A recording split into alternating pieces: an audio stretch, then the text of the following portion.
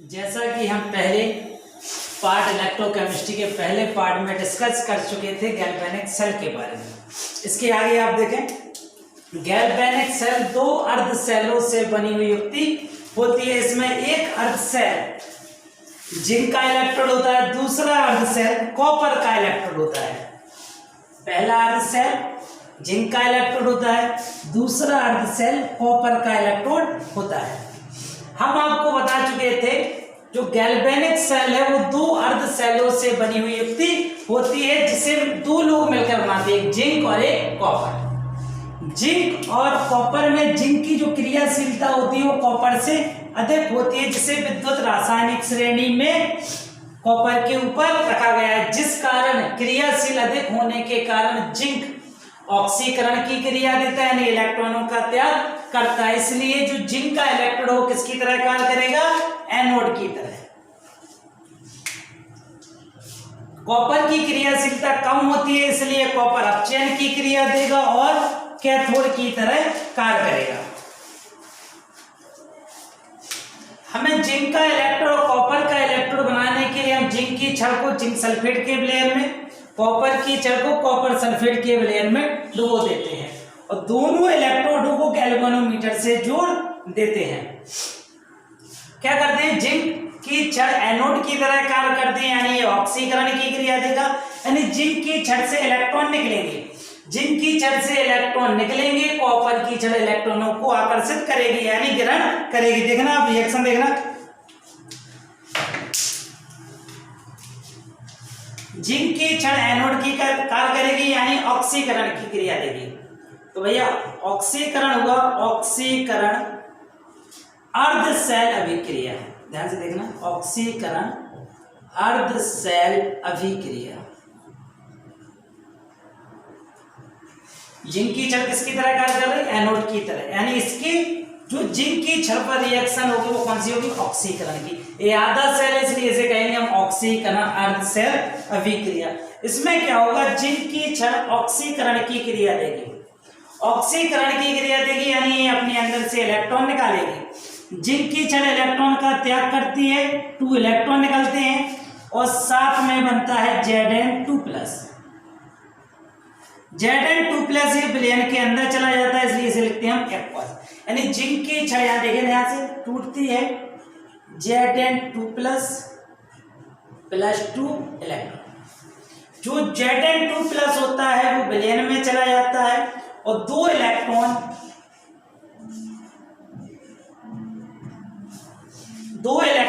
Copper की छड़ की ओर गति करने लगते हैं। अब बात करते हैं कॉपर की छड़ की। तो कॉपर की छड़ अपचयन की क्रिया देती है, इसलिए इसे कैथोड बनाया गया है। कॉपर की छड़ पर क्या होता है, अपचयन होगा, ध्यान से देखना, अपचयन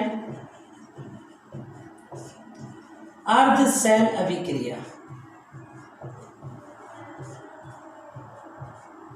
अर्ध सेल अभिक्रिया। कॉपर की छड़ पर अपचयन हुआ, कैथोड की तरह कार्य की, इसलिए इसे हम कहेंगे अपचयन अर्ध सेल अभिक्रिया। अब क्या होता है, जो जिंक की छड़ से आने वाले इलेक्ट्रॉन है कॉपर की छड़ अपचयन करेगी, यानी इलेक्ट्रॉनों को ग्रहण करेगी।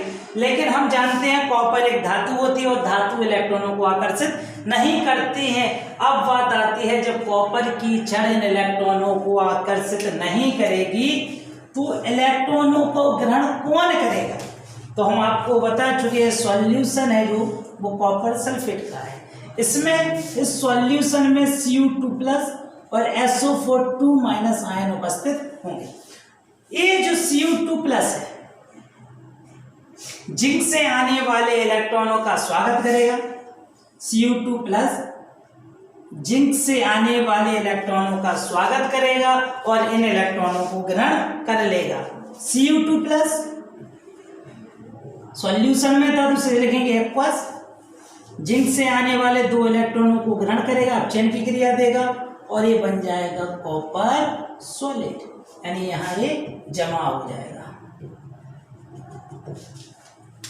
जैसे आप रिएक्शन से समझ रहे हैं सब लोग, जिंक की छड़ ऑक्सीकरण की तरह कार्य कर रही है, कॉपर की छड़ अपचयन की तरह कार्य कर रही है, इसलिए जिंक की छड़ को एनोड पर रखा गया, कॉपर की छड़ को कैथोड पर रखा गया। जिंक की छड़ ने जो रिएक्शन दी उसे कहेंगे हम ऑक्सीकरण अर्धशैल अभिक्रिया, क्योंकि ये अर्धशैल है।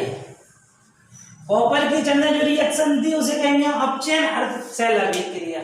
जिंक की छड़ ने इलेक्ट्रॉन त्यागी, कॉपर ने इन्हें इलेक्ट्रॉन ग्रहण किया, लेकिन कॉपर इलेक्ट्रॉन ग्रहण नहीं कर सकता है क्योंकि कॉपर एक धातु है, धातु इलेक्ट्रॉनों को ग्रहण नहीं करती है, इलेक्ट्रॉनों को निकालती है। अब इलेक्ट्रॉनों को कौन ग्रहण करता है, तो CuSO4 जो है सॉल्यूशन है, ये टूटता है Cu2 plus SO4 2 minus. Zinc से आने वाले इलेक्ट्रॉनों को Cu2 प्लस क्या करता है, इनका स्वागत करता है, इन्हें ग्रहण करके कॉपर में अपचयन कर देता है।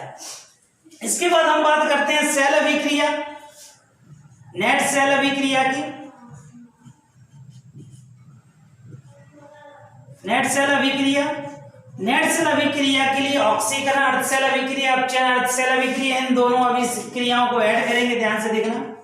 Zinc solid Zn2 plus aqueous plus 2 electron, अपचयन अर्धशैल अभिक्रिया Cu2 plus aqueous plus 2 electron, Cu solid, 2 electron से 2 इलेक्ट्रॉन कैंसिल, सेल अभिक्रिया बनी भैया। Zn solid Cu2 plus aqueous, Zn2 plus aqueous plus Cu solid. इस नेट सेल अभिक्रिया में जो इलेक्ट्रॉन चेंज हुआ वो कितना है, 2। ये बन चुका है गैल्वेनिक सेल। ये है इसकी सेल अभिक्रिया। हमें सेल अभिक्रिया से सेल का निर्माण करना है, तो गैल्वेनिक सेल में सेल निरूपण के लिए हम एक छोटे से शब्द लोन को हमेशा याद रखेंगे। सेल अभिक्रिया से सेल को बनाने के लिए हम एक छोटे से शब्द लोन को हमेशा याद रखेंगे। लोन का क्या मीन्स होता है, L means left, O means oxidation, A means anode, N means negative. यानी जब हम कभी सेल अभिक्रिया से सेल का निरूपण करेंगे तो एक शब्द का यूज करेंगे, एक शब्द को ध्यान रखेंगे, वो शब्द को है लोन। एल से लेफ्ट, ओ से ऑक्सीडेशन, ए से एनोड, एन से नेगेटिव। कहने का मतलब है जो ऑक्सीकरण वाला पद है उसे लिखेंगे हम लेफ्ट में और एनोड हमेशा लिखेंगे नेगेटिव। देखना कैसे, हमें जैसे सेल बनाना है तो सेल बनाने के लिए 2 अर्ध सेलों को हम किसके द्वारा जोड़ेंगे, लवण सेतु के लिए। 2 अर्ध सेल हैं, इन्हें किसके द्वारा जोड़ा हमने, लवण सेतु के लिए। सिंबल हो गया लवण सेतु का। अब इसके बाएं साइड लगेंगे हम ऑक्सीकरण वाला पार्ट और दाएं साइड लगेंगे इसका अपचयन वाला पार्ट। तो इसका बायां साइड ये होगा, यहां लगेंगे हम ऑक्सीकरण वाला पार्ट। तो ऑक्सीकरण वाला पार्ट ये होगा, ये रहा। ऑक्सीकरण में क्या हो रहा है, जिंक सॉलिड किस में कन्वर्ट हो रहा है, Zn2 प्लस में। तो यहां लिखेंगे जिंक सॉलिड किस में कन्वर्ट हो रहा है, Zn2 प्लस एक्वस में। लेफ्ट में क्या होगा, ऑक्सीडेशन, और जहां ऑक्सीडेशन होता है वो क्या कहलाता है, एनोड। ठीक है, जब लेफ्ट में ऑक्सीडेशन हो गया तो राइट में क्या होगा, रिडक्शन। रिडक्शन मींस अपचयन। अपचयन ध्यान से देखिए, अपचयन में क्या हो रहा है, Cu2 प्लस Cu सॉलिड में कन्वर्ट हो रहा है। तो यहां लिखेंगे हम Cu2 प्लस एक्वस किसे बदल जाएगा, Cu सॉलिड। तो सेल बनाने के लिए बहुत सिंपल है, दोनों अर्ध सेलों को हम किसके द्वारा जोड़ रहे हैं, लवण सेतु के लिए। तो यहां बना दिया लवण सेतु। तो एक शब्द पढ़ चुके हैं हम लोग, लेफ्ट में ऑक्सीडेशन, एनोड नेगेटिव, यानी लवण सेतु के लेफ्ट में हम ऑक्सीकरण की क्रिया करेंगे और राइट में इसकी अपचयन की क्रिया करेंगे। ऑक्सीकरण कहां से हो रहा है, यहां से। जिंक किस में बदल रहा है, Zn2 प्लस। इसकी कोई सांद्रता तो दी नहीं है, तो हम अपने मन से सांद्रता इसकी मान लेंगे C1। लेफ्ट में ऑक्सीकरण, राइट में अपचयन। अपचयन कहां हो रहा है, CO2 प्लस से Cu सॉलिड, तो ये क्या हो रहा है, अपचयन, यानी ये किसकी तरह कार्य करेगा, कैथोड की तरह। इसकी कोई सांद्रता दी नहीं है तो इसकी सांद्रता मान लेंगे हम C2। तो ये हो गया सेल अभिक्रिया से सेल का निरूपण। इसके बाद हम इसमें डिस्कस करेंगे लवण सेतु की। लवण सेतु होता क्या है, आपको देखना है, जब तक हमने पिछले वीडियो में ही बता चुके थे कि जब तक हमने लवण सेतु नहीं लगाया तब तक हमारा सर्किट कंप्लीट नहीं हुआ था। तो सबसे पहले देखें लवण सेतु होता क्या है और क्या इसके फंक्शन है। लवण सेतु इंग्लिश में बोलते हैं सॉल्ट ब्रिज।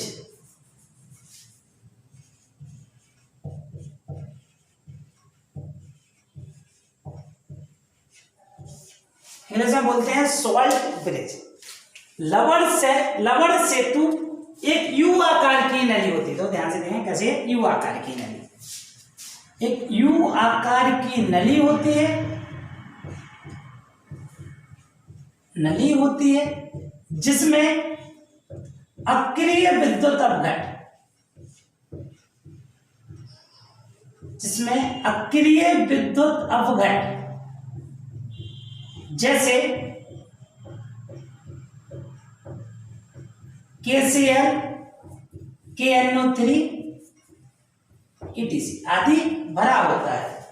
लवण सेतु एक यू आकार की नली होती है जिसमें अक्रिय विद्युत अपघट जैसे KCl, KNO3 भरा होता है और ये जेल के फॉर्म में होता है। और जो जेल होती है वो कौन सी होती है, अगर जेल, अगर जेल। देखें ना, ये यू आकार की नली हो गई, इसमें अक्रिय विद्युत अपघट भरा है जैसे KCl, किसके फॉर्म में भरा है, अगर जेल। इसके मुंह पर कॉटन लगा होता है, इसके मुंह पर क्या लगा होता है, कॉटन लगा होता है। ये लवण सेतु होता क्या, ये इतना इंपॉर्टेंट नहीं है। लवण सेतु होता क्या, इंपॉर्टेंट ये है लवण सेतु में, लवण सेतु का गैल्वेनिक सेल में काम क्या है। तो भैया इसका वर्क देखें, बहुत इंपॉर्टेंट है। लवण सेतु के कार्य,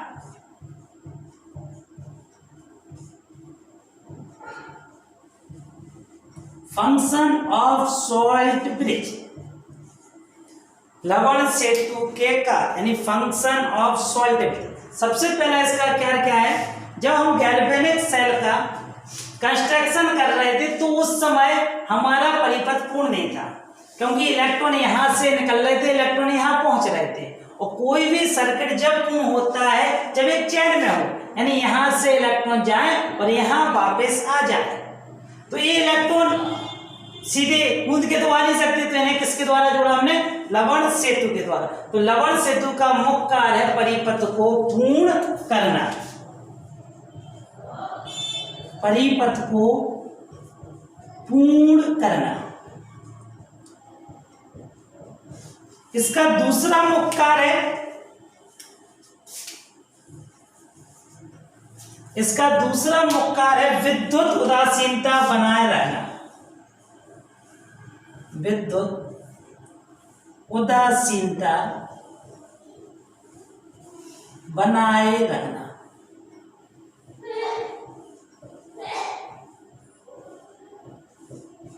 विद्युत उदासीनता बनाए रखना, इस दूसरे पॉइंट को ध्यान से देखें और ध्यान से देखें चित्र। तो क्या होता है गैल्वेनिक सेल में, ये जिंक की छड़ें ऑक्सीकरण की रिएक्शन देगी, जिंक की छड़ ऑक्सीकरण की रिएक्शन देगी, यानी जिंक की छड़ टूटेगी Zn2+ में और 2 इलेक्ट्रॉन में। इसके 2 इलेक्ट्रॉन तो बाहर जाएंगे क्योंकि ऑक्सीकरण निकलेंगे, और Zn2+ कहां इकट्ठा होता जाएगा, सॉल्यूशन में।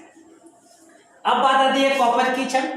कॉपर की छड़ में 2 इलेक्ट्रॉन, जो कॉपर सल्फेट सॉल्यूशन है टूटा, Cu2+ में SO4 2- में, जो Cu2+ से 2 इलेक्ट्रॉनों को एक्सेप्ट करेगा, ग्रहण करेगा और कॉपर में कन्वर्ट हो जाएगा, यहाँ कलेक्ट होता जाएगा, ये यहाँ ये कॉपर कलेक्ट होता जाएगा।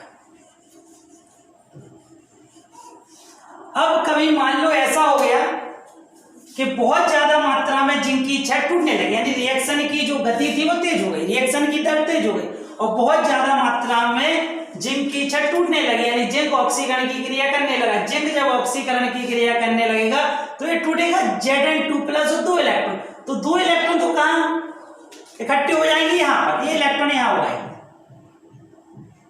इलेक्ट्रॉन यहां इकट्ठे हो गए और Zn2+ कहां चलाता जाएगा, सॉल्यूशन में, और Zn2+ कहां चला जाएगा, सॉल्यूशन में। और Zn2+ इतना ज्यादा सॉल्यूशन में हो गया कि अब और क्षण ऑक्सीकरण की क्रिया करेगा और जो Zn2+ आएंगे तो ये Zn2+ ने क्या करेगा, प्रतिकर्षित यानी भगाएगा। सपोज करें कि रिएक्शन की दर इतनी तेज हो गई कि बहुत ज्यादा जिंक की छड़ ऑक्सीकरण की क्रिया करने लगी, बहुत ज्यादा ऑक्सीकरण की क्रिया करने लगेगी तो Zn2+ टूटेगा। Zn2+ एक्वस में 2 इलेक्ट्रॉन, ये 2 इलेक्ट्रॉन तो यहाँ कंज्यूम हो जाएंगे, यहाँ इकट्ठे हो जाएंगे और ये निकलते जाएंगे, लेकिन Zn2+ कहाँ जाएगा, सॉल्यूशन। वो इतना ज्यादा Zn2+ सॉल्यूशन में इकट्ठा हो गया कि अब जिंक की छड़ यदि ऑक्सीकरण की क्रिया करे तो जो आने वाले Zn2+ हैं तो प्लेन में उपस्थित Zn2+ ने क्या करे, प्रतिकर्षित करे, इन्हें क्या करे, प्रतिकर्षित करे। अब यहां भी देखना है इस समय क्या हो रहा है, 2 इलेक्ट्रॉन यहाँ आ रहे हैं और यहाँ क्या होता जा रहा है, Cu2+ इलेक्ट्रॉनों को ग्रहण करता जा रहा है।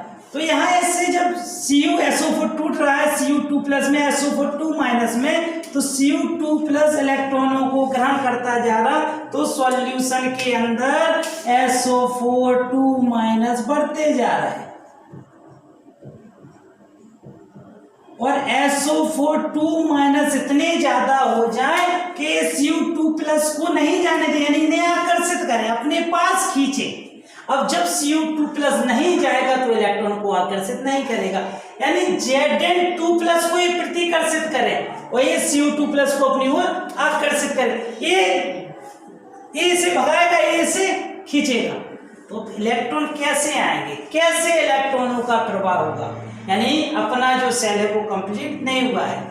अब जब कंडीशन ऐसी बन जाए कि Zn2+ यहाँ बहुत ज्यादा हो जाए, यहाँ SO4 बहुत ज्यादा हो जाए, तो लवण सेतु यहाँ काम करता है। लवण सेतु के अंदर एक हीरो उपस्थित होता है, वो होता है अक्रिय विद्युत अपघट KCl।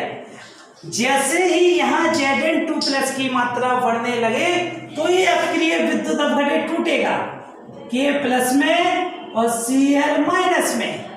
जैसे ही यहाँ Zn2+ की मात्रा बढ़ी तो तुरंत Cl- इसका एंटी लेगा और यहाँ पहुंचेगा किसके पास, Zn2+ के पास, और ये क्या करेगा, इसके Zn2+ Cl- से रिएक्शन करके क्या बनाएगा, ZnCl2। ये कौन सी कंडीशन में होगा, कौन सी स्टेट में होगा, ठोस में। तो Zn जी सब कैंसिल होते जाएंगे, Zn2+ Cl से रिएक्शन करके किसमें बदलते जाएंगे, ZnCl2 में, और ये नीचे बैठता जाएगा। और फिर यहाँ देखिए एक कंडीशन यहाँ हो जाए कि इसमें SO4 की मात्रा बहुत ज्यादा बढ़ जाए जिसके कारण ये Cu2+ को ऊपर जाने से रोके, तो यहाँ एंट्री होगी K+ की, यहाँ जाएगा पोटेशियम और यहाँ पोटेशियम पहुंचेगा और SO4 से रिएक्शन करेगा, और जो इतने ज्यादा SO4 बन रहे थे इन्हें क्या करेगा, देखना यहाँ ध्यान से, K+ गया और SO4 से रिएक्शन की और क्या बना दिया, K2SO4। ये भी ठोस अवस्था में होता है और इतनी में बैठ जाता है, यानी हमारा सर्किट, हमारा सेल पूर्ण रूप से काम करने के लिए तैयार है। ये बन गया K2SO4।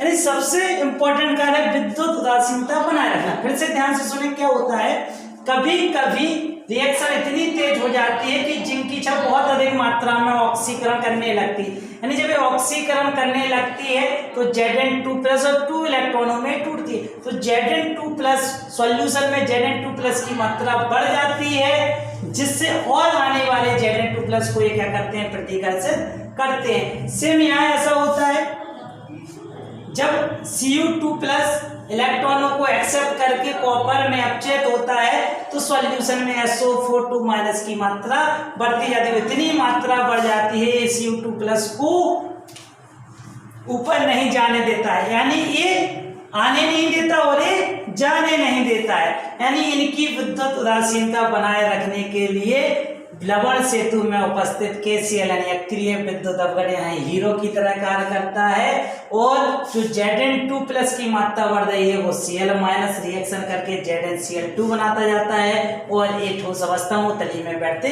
जाती है। यहाँ SO4 की मात्रा बढ़ रही थी, यहाँ K+ SO4 से रिएक्शन करके K2SO4 बनाते जाता है और इतनी में बैठता जाता है।